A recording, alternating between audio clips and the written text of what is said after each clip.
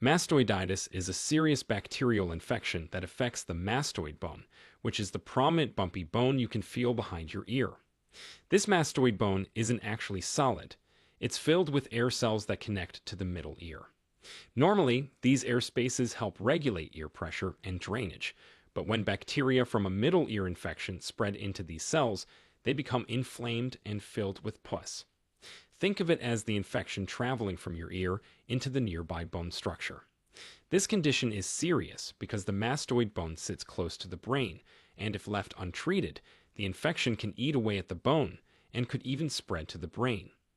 Mastoiditis was once a common and life-threatening condition, but with the widespread use of antibiotics to treat ear infections, its prevalence has significantly decreased. Today, it is considered rare, occurring in less than 1 in 10,000 cases of ear infections. It is most frequently seen in young children due to their higher susceptibility to middle ear infections, but it can still occur in adults, especially if an ear infection is left untreated or does not respond to antibiotics. Types of mastoiditis.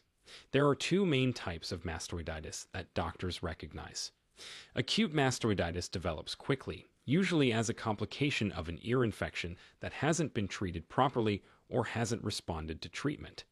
It's more common in children and can become serious quite rapidly if not addressed. Chronic mastoiditis, on the other hand, develops more slowly over time.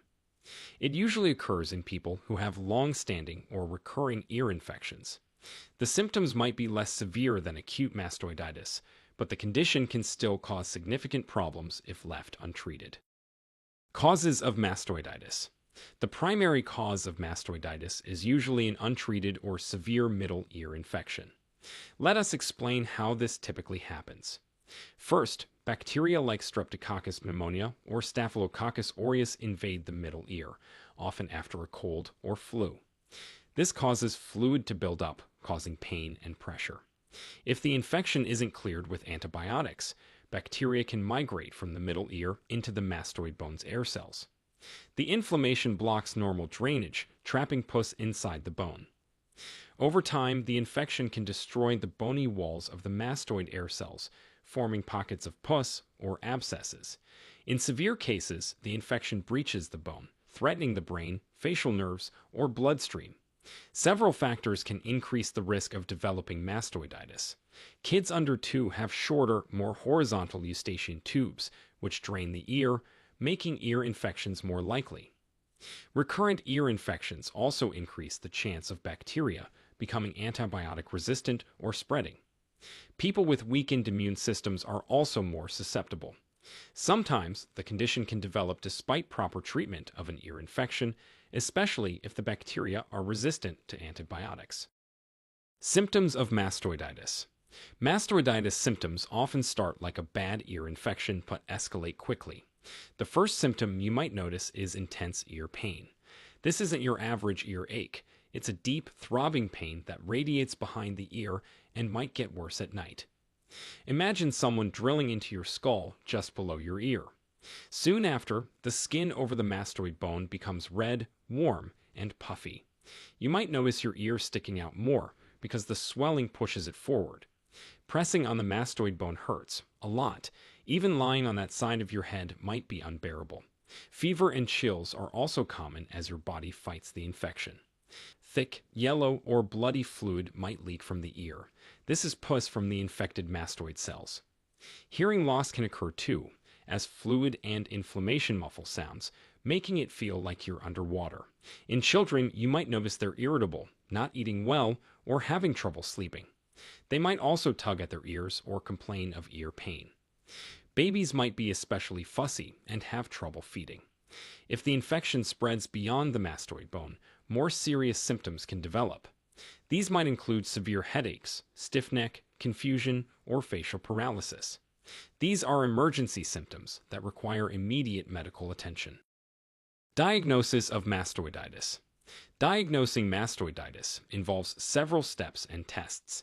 Your doctor will start with a detailed medical history, asking about recent ear infections, symptoms, and how long they've been present. They'll perform a physical examination, looking at both the outer ear and the area behind it. An otoscope examination is crucial. This is when the doctor looks inside your ear canal with a special instrument. They're checking for signs of middle ear infection and any perforation of the eardrum. Imaging tests are often necessary. A CT scan is particularly useful because it can show the internal structure of the mastoid bone and reveal any destruction of the air cells or spread of infection. Sometimes an MRI might be needed if there's concern about the infection spreading to surrounding tissues. Laboratory tests are important too. Your doctor might take samples of any drainage from your ear to identify the specific bacteria causing the infection. Blood tests can help determine how severe the infection is and guide treatment decisions.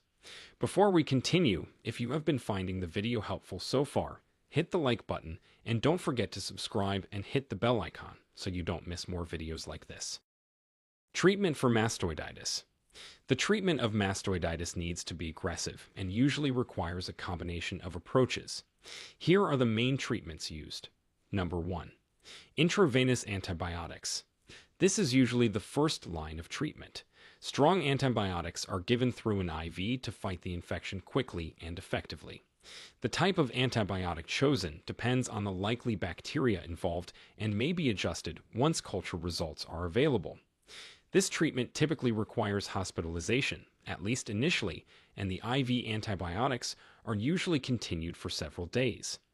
After improvement is seen, the patient might be switched to oral antibiotics to complete the course of treatment. Number 2. Surgical intervention. In many cases, surgery is necessary to remove infected bone and drain the infection.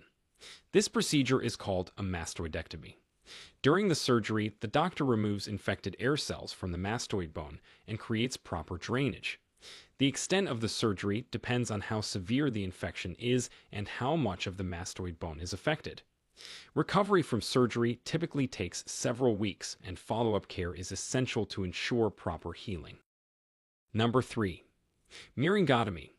This procedure involves making a small incision in the eardrum to drain fluid from the middle ear. A tiny tube, called tympanostomy tube, might be placed in the eardrum to allow continued drainage and ventilation of the middle ear. This helps prevent future infections and allows antibiotics to reach the infected area more effectively. Number 4.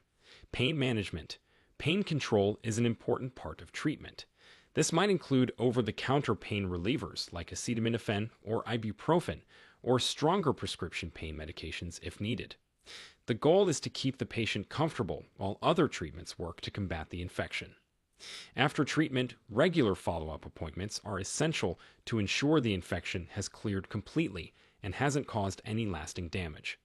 Your doctor will want to monitor your hearing and check that the ear is healing properly. Most people recover fully if treated early, but some deal with lingering issues. Hearing loss might require hearing aids or surgery like a tympanoplasty if the eardrum or middle ear bones were damaged. Prevention of mastoiditis. Preventing mastoiditis largely involves proper treatment of ear infections. This means completing the full course of prescribed antibiotics for any ear infection, even if symptoms improve. Regular checkups with a doctor are important if you have frequent ear infections. Good ear care practices can also help prevent initial ear infections. This includes keeping ears dry after swimming or bathing, avoiding putting objects in the ears, and protecting ears from excessive noise exposure. If you or someone you know develops severe ear pain, especially with fever and swelling behind the ear, seek medical attention immediately. Early treatment is crucial to prevent serious complications. Now, we want to hear from you. Have you or a loved one ever experienced mastoiditis? What were the symptoms, and how was the recovery process? Share with us your experiences and opinions in the comments below. We love to hear them. Thanks for watching.